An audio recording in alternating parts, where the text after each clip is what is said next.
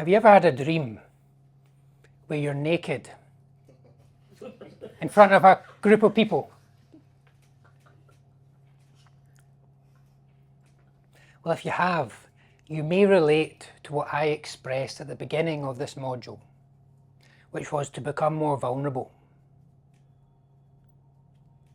So I spoke about this in the skills practice sessions.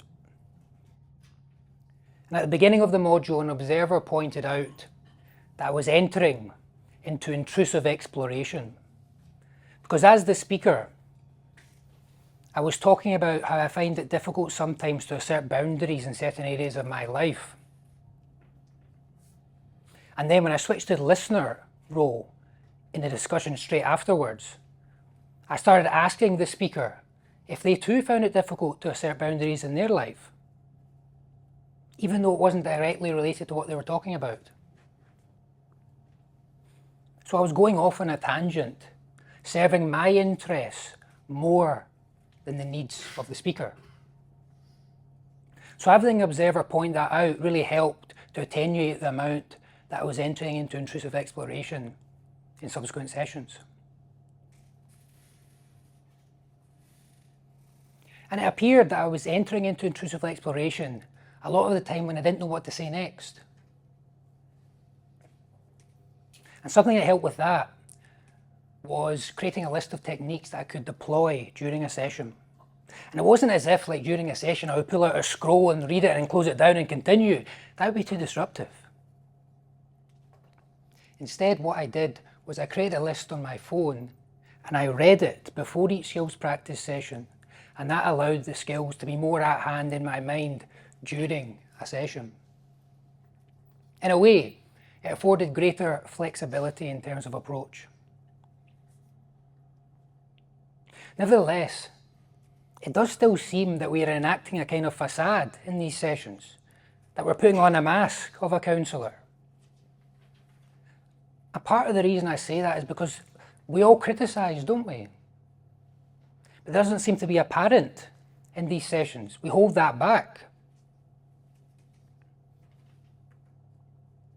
And even if we haven't had thoughts of criticism in the skills practice session, surely they'll come up in life. Surely down the line at some point they will arise. And is that helpful in a therapeutic relationship? Does that help the person heal? If you criticise, if you express that, does it help them overcome obstacles? Does it help them be heard? Some will probably say no, it doesn't.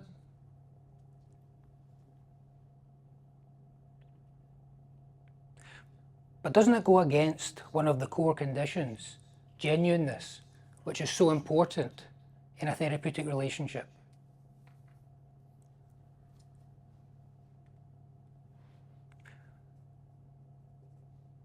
So there's a dilemma there. But to me, it does seem there is a place for criticism in the form of challenge. For instance, if a speaker is continually talking about how they're harming themselves or someone else and they're not perceiving that as a problem, well, calling attention to it and investigating it and putting a lot of importance on it can actually be a subtle form of challenge. Not to shame, but to help provide insight.